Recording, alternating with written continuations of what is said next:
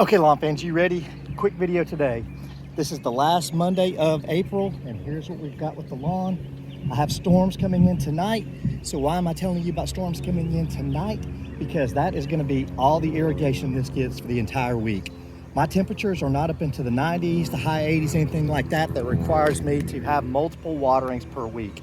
However, a mistake I made last year was I overwatered this lawn, and I think I would have had a lot better results if I had not been fixated on I've got to get down an inch of water a week, I've got to do this with irrigation at this time.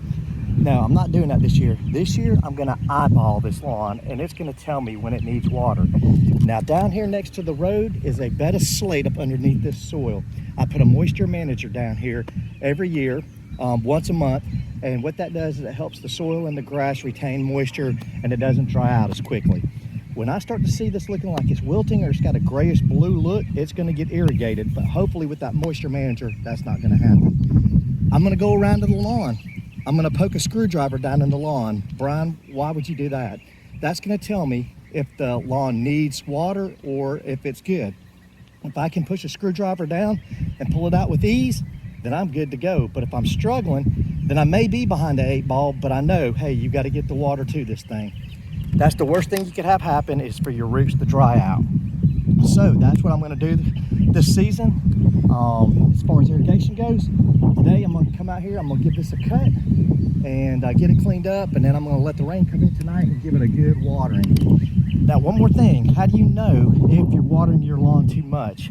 Well, you're gonna notice you'll have kind of a melted look to your lawn. You'll have yellowish tips on your grass. It's just not gonna have a good look overall.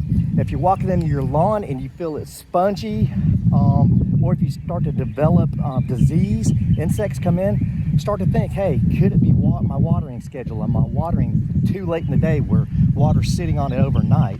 Or am I just putting too much water down, period? Let my lawn dry out if I've got those issues. Let it naturally try to overcome any fungus that it has. If you have insect activity, then you need to get an insecticide down.